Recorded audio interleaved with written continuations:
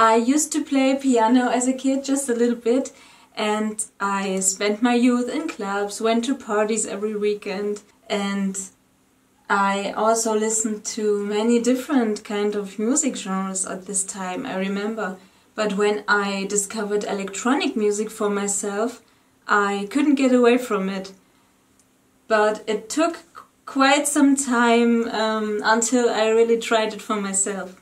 I remember I got my first DJ setup and did my very first DJ set, uploaded it on SoundCloud, and it took maybe 1 or 2 months until I had my first warm-up gig in a small youth club in my home area, and that's it.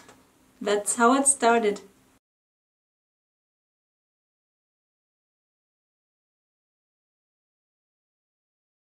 A lot of things happen really spontaneously during my DJ set, but I do have a small selection of tracks that I want to play. Many things are based on action and reaction, and you have to try to react to the people in front of the booth, but you also have to try to keep your own style. And what happens in between that, that's the unexpected things, and that's what makes it interesting for me, and that's what makes me happy at the end of my DJ set.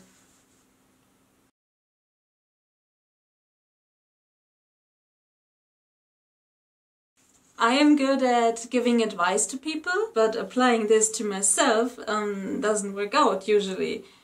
So that's a very useless talent for me.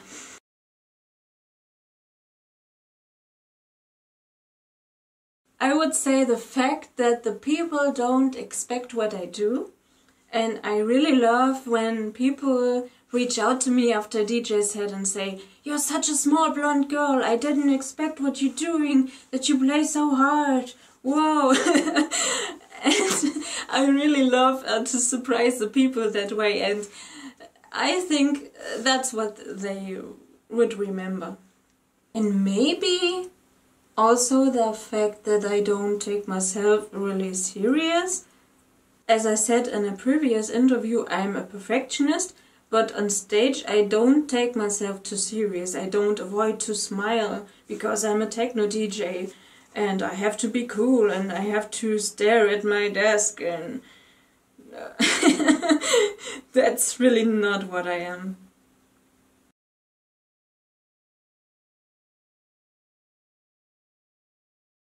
For me, this is a unique chance to express my creativity in a completely different area, and what I embody and what I believe in reflected in a jewelry collection designed by myself, and that is something that I have never done before. Since it has to do with music and every piece of jewelry has a certain meaning for me, I can stand behind it 100%. And for me, it's very important that the people understand the meaning behind this jewelry collection and the meaning behind every piece of jewelry, and that they can identify with it in some way. And I'm really proud of what we created.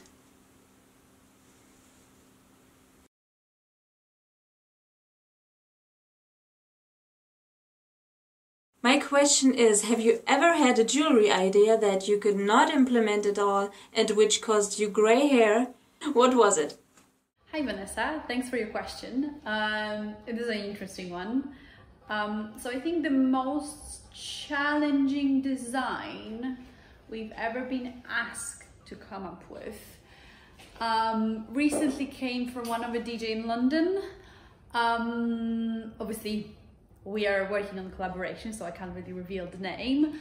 I think the biggest issue with that is basically the creativity which you have in your head, thinking about different designs of jewelry. Connecting with music can create something very special, but also something very challenging to design or make as a prototype. So we always search around, talk to different suppliers, talk to different manufacturers, and then think in our head how the best is to implement what the musician wants and what is actually feasible and within like fashion or wearable requirements. Yeah, I think that was probably the first one so far, but as we love challenges, we probably wait for more.